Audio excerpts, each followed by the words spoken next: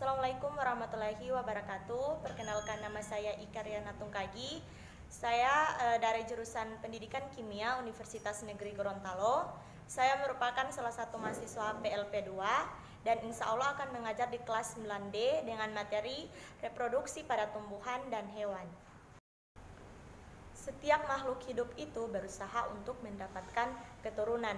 Pada manusia, reproduksi seksual terjadi karena gamet jantan atau disebut dengan sperma bertemu dengan gamet betina atau disebut dengan ovum, sehingga terjadi suatu pembentukan individu baru atau suatu keturunan baru.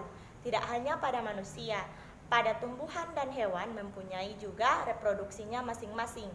Nah, contoh tersebut berkaitan erat dengan materi kita pada pagi hari ini, yaitu tentang reproduksi tumbuhan dan hewan. Baiklah anak-anakku yang hebat, tujuan pembelajaran kita pada pagi hari ini yaitu pertama, siswa dapat menjelaskan reproduksi pada tumbuhan. Kedua, yaitu siswa dapat menjelaskan reproduksi pada hewan. Baiklah anak-anakku yang hebat, sebelum kita memulai pembelajaran kita pada pagi hari ini, alangkah baiknya kita berdoa agar senantiasa pembelajaran kita pada pagi hari ini barokah dan berdoa dimulai. Bismillah. Pengertian reproduksi. Reproduksi adalah proses biologis suatu individu untuk menghasilkan individu baru. Reproduksi juga merupakan cara dasar untuk mempertahankan diri yang dilakukan oleh semua makhluk hidup sehingga menghasilkan suatu generasi selanjutnya. Kita masuk pada pembahasan selanjutnya, yaitu reproduksi tumbuhan. Reproduksi tumbuhan adalah proses di mana tumbuhan memperoleh organisme baru yang sesuai dengan induknya. Nah, reproduksi tumbuhan sendiri adalah proses perkembangbiakan atau pembentukan individu baru sehingga menghasilkan suatu keturunan baru pada tanaman dan bisa ditempuh melalui cara seksual ataupun dengan cara aseksual. Selanjutnya yaitu perkembangbiakan pada tumbuhan. Di sini cara perkembangbiakan pada tumbuhan ada dua macam, yaitu secara generatif dan vegetatif. Generatif sendiri itu artinya perkembangbiakan yang melalui proses perkawinan, sedangkan vegetatif yaitu perkembangbiakan yang tidak melalui proses perkawinan. Reproduksi generatif. Reproduksi generatif adalah cara perkembangbiakan tumbuhan yang diawali oleh peleburan sel gamet jantan dan sel gamet betina. Proses reproduksi ini dapat terjadi secara alami dan juga dapat dilakukan secara buatan dengan bantuan manusia. Selanjutnya yaitu gamet adalah sel yang diproduksi oleh organisme untuk tujuan reproduksi seksual. Selanjutnya, pada tumbuhan tingkat tinggi diawali dengan proses penyerbukan dan persarian. Alat reproduksi pada tumbuhan tingkat tinggi ada dua, yakni berupa strobilus atau pada tumbuhan biji terbuka dan berupa bunga pada tumbuhan biji tertutup. Proses peleburan gamet jantan dan gamet betina itu membentuk suatu zigot yang disebut dengan pembuahan atau fertilisasi. Selanjutnya, pada tumbuhan berbiji, gamet jantan atau disebut dengan sperma dihasilkan oleh alat perkembangbiakan jantan yang disebut dengan benang sari. Nah, sementara gamet betina atau disebut dengan ovum dihasilkan oleh alat perkembangbiakan betina yang disebut dengan putik. Tumbuhan yang melakukan reproduksi secara generatif biasanya melakukan perkawinan pada bagian bunga. Selanjutnya kita masuk pada organ utama tumbuhan dalam proses reproduksi. Pertama yaitu putik. Putik adalah alat perkembangbiakan betina yang biasanya terletak pada lingkaran terdalam dari bunga dan dikelilingi oleh benang sari. Selanjutnya bagian putik adalah kepala putik atau disebut dengan stigma, tangkai putik atau disebut dengan stilus, dan bakal buah atau disebut dengan ovarium. Selanjutnya bakal biji itu disebut dengan ovulum. Di dalam bakal biji terdapat kantung lembaga yang berisi beberapa sel. Selanjutnya yaitu Salah satu sel di antara kandung lembaga adalah sel telur atau disebut dengan ovum, yang intinya akan dibuahi oleh inti sperma. Kedua yaitu benang sari. Nah, benang sari merupakan alat perkembangbiakan jantan. Bagian-bagian pada benang sari yakni terdiri dari tangkai sari atau disebut dengan filamen dan kepala sari atau disebut dengan antera yang terdiri dari 4 kantong sari. Nah, benang sari terbentuk di dalam kantong sari dan jika telah masuk, kepala sari pecah dan serbuk sari masuk keluar. Ketiga yaitu mahkota bunga. Mahkota bunga sangat menarik bagi serangga untuk hinggap dan membantu proses penyerbukan. Selain untuk menarik perhatian serangga ataupun hewan lain, fungsi mahkota sendiri yaitu melindungi alat-alat kelamin pada bunga sebelum terjadi proses penyerbukan. Selanjutnya yaitu kelopak bunga. Kelopak bunga merupakan bagian bunga yang paling luar yang menyelimuti mahkota ketika masih kuncup. Nah, fungsi dari kelopak bunga sendiri adalah melindungi mahkota bunga ketika masih kuncup dan akan terbuka jika mahkota mekar. Kelopak bunga sendiri biasanya warna dan bentuknya menyerupai daun. Kita masuk pada dasar bunga. Dasar bunga sendiri berfungsi sebagai tempat melekatnya mahkota bunga. Selanjutnya yaitu bakal buah. Fungsi bakal buah adalah sebagai tempat pertemuan bakal biji atau berisi sel telur yang dibuahi serbuk sari atau yang berisi sel sperma melalui proses penyerbukan. Yang kemudian bakal buah akan menjadi bakal buahnya dan bakal biji akan menjadi bijinya.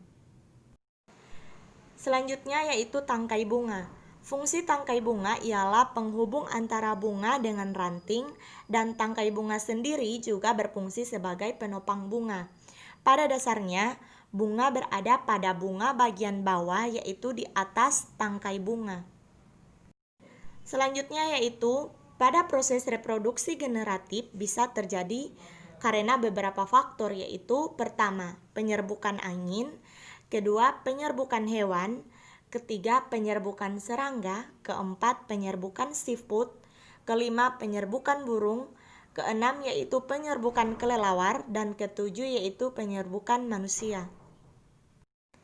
Selanjutnya kita masuk pada materi baru yaitu perkembangbiakan pada hewan.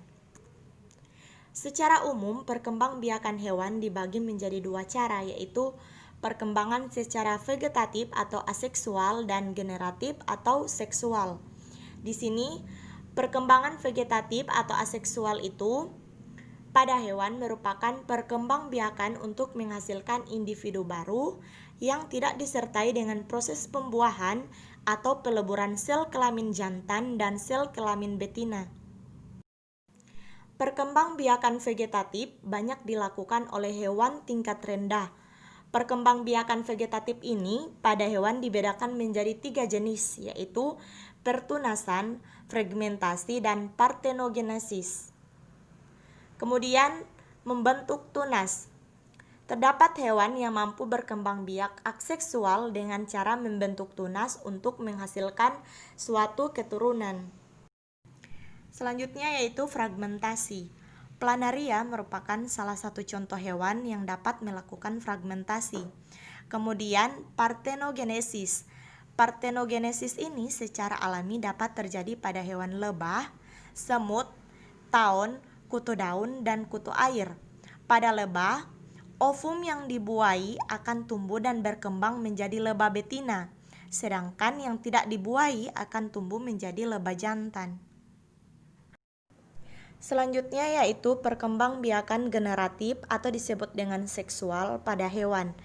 Nah, perkembangbiakan generatif adalah perkembangbiakan yang dilakukan melalui proses pembuahan atau disebut dengan fertilisasi, yaitu peleburan sel kelamin jantan dengan sel kelamin betina. Hasil pembuahan tersebut akan menghasilkan keturunan baru yang sama dengan induknya.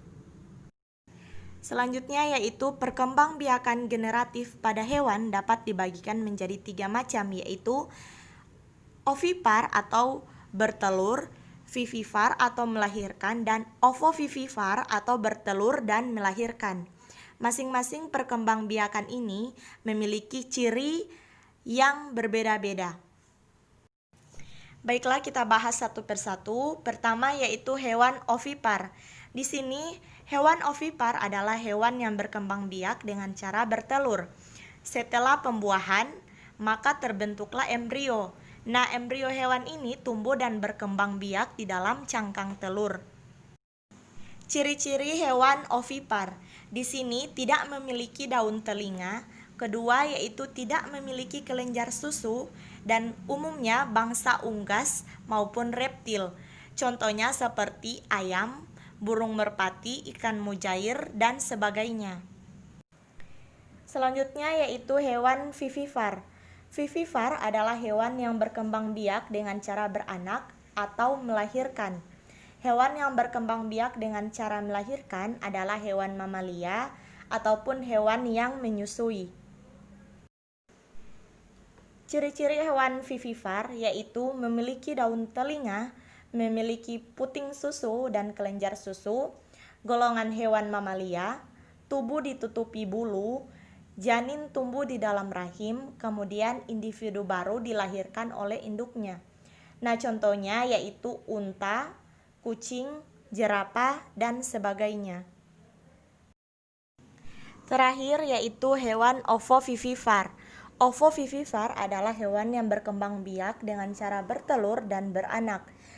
Ciri-ciri hewan ovovivipar yaitu pembuahan terjadi di dalam tubuh induk.